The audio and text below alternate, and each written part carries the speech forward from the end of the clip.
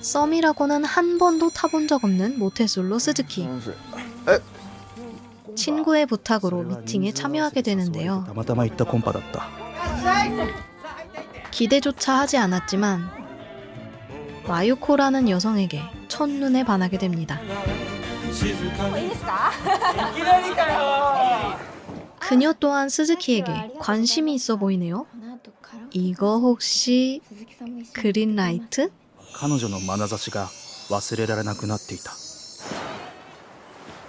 그날을 계기로 미팅 멤버들과 어울리게 되지만 오직 스즈키 눈에는 마유코만 들어올 뿐.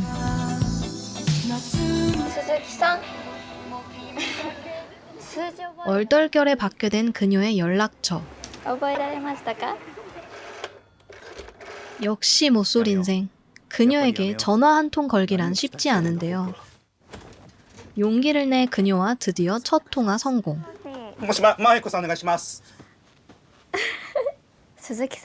걱정과는 달리 오히려 데이트 신청을 하는 마유코. 처음으로 단둘이 시간을 보내며 서로의 취미를 공유하죠. 그를 위해 마유코는 패션 조언도 해줍니다. 스즈키는 옷도 새로 사고 안경도 벗고 최신 유행하는 헤어스타일로 변신까지.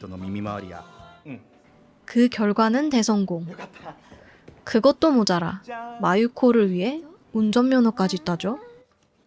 둘은 애칭까지 정하는 사이로 발전합니다. 뭐야? 갑자기 몸이 안 좋다며 약속을 취소하는 마유코. 걱정했지만 일주일 만에 만난 마유코는 생각보다 건강해 보였습니다. 탁구는 결국 용기를 내 고백하게 되고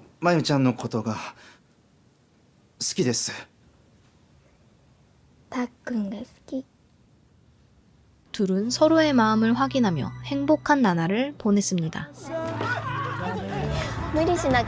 크리스마스가 다가오자 호텔에서 시간을 보내고 싶다는 마유코. 운 좋게도 호텔을 예약할 수 있었습니다.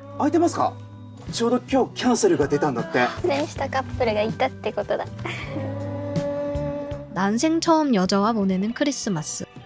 그녀를 위해 뭐든 다 해주고 싶을 정도죠.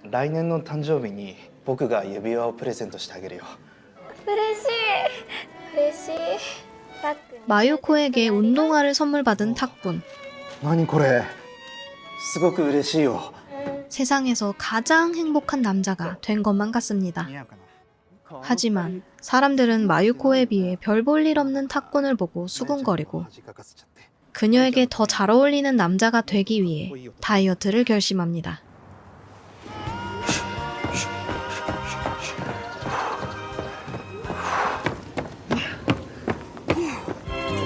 어느덧 신입사원이 된 탁군. 갑작스런 도쿄 발령으로 인해 장거리 연애를 하게 되고 시즈오카くらいだったらすぐに飛んでこれるよ. 그래도 마유코를 위해 대여섯 시간이 넘는 거리를 운전하며 일주일에 한 번씩 그녀를 만나러 갑니다. 도쿄 발령 이후 처음 맞는 마유코의 생일. 탁구는 그녀에게 생일 선물로 루비 반지를 선물하는데요.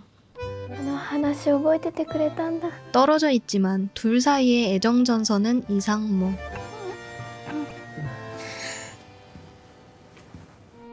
회사에 자신과 같은 신입사원 미야코가 들어오게 되고 어른스러운 그녀와 함께 일을 할수록 가까워져 갔습니다.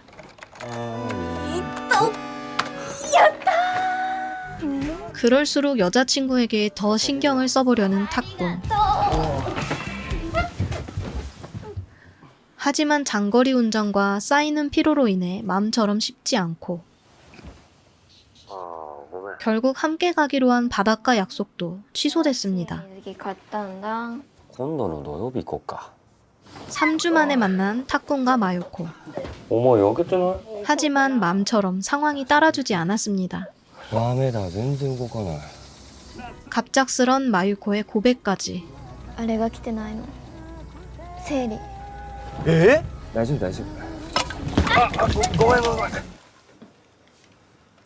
俺だけど 충격 고백 이후 바빠진 탓에 전화로만 연락하며 지내게 됐습니다.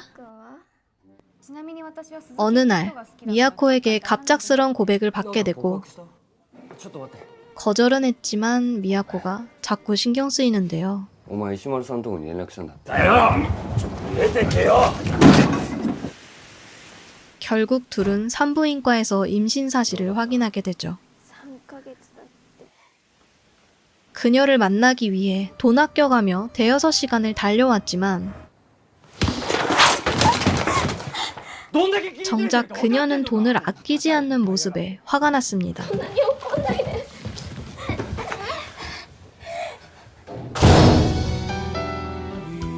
아이를 지우기로 한 탁군과 마유코. 마유코가 있음에도 신경을 쓰지 않는 미야코의 구애에 둘 다 만나는 생활을 하게 된 탁군. じゃーん 하지만 그런 생활은 탁군의 실수로 오래가지 못했습니다. おみやこ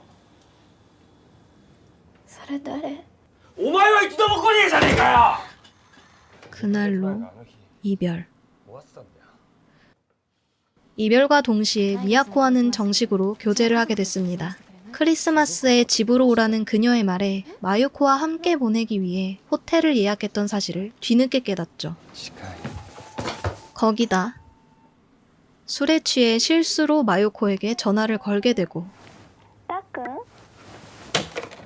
전화를 기다린 듯 자신을 부르는 마유코를 보자 죄책감에 휩싸입니다. 크리스마스 이브날 미유코의 부모님을 만난 자리에도 온통 정신은 딴 곳에.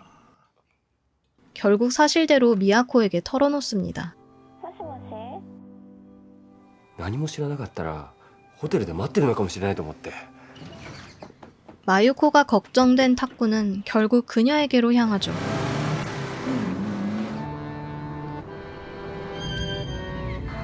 아니나 다를까 호텔 앞에서 기다리는 마유코.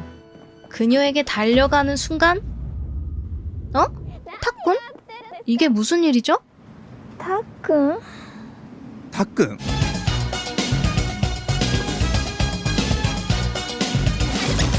사실 정리를 해보자면 1986년 4월 25일 はじめまして鈴木達也でなるおか 둘은 미팅에서 처음 만나 사귀게 됐습니다. 誕生石はルビーだよ 원조 탁구는 스즈키 유키를 만나기 전 마유코가 만난 남자친구로 그가 준 루비 반지를 하고 소개팅에 나가 스즈키 유키를 만나게 된 것입니다. 원조 탁군과 바닷가에 못 갈 땐 스즈키 유키와 갔던 것이고 첫 번째 만남에서 패션 조언을 하던 것은 그저 말실수를 덮기 위해 둘러댄 것. 또 변비 때문에 약속을 미룬 것이 아니라 수술로 인해 미룬 것이죠.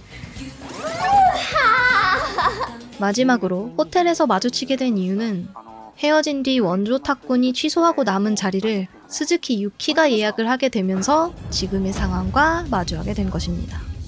사실 마유코는 양다리를 들키지 않기 위해 스즈키 유키에게도 탁군이라는 어거지 애칭을 지어준 것인데요. 그 어느 탁군이 전화를 해도 이상하지 않도록 말이죠. 결국 두 탁군과 삼자대면하면서 영화는 끝이 납니다. 静岡に残った 아무리 사람이 다이어트를 했다고 쳐도 저렇게 달라지나? 싶을 수 있는데 영화의 중간중간 두 스즈키가 동일 인물인 것 같은 느낌을 주는 장면들이 있습니다. 첫 번째로 스즈키 유키가 달리면서 너무나도 자연스럽게 스즈키 타쿠야로 오버랩되는 장면.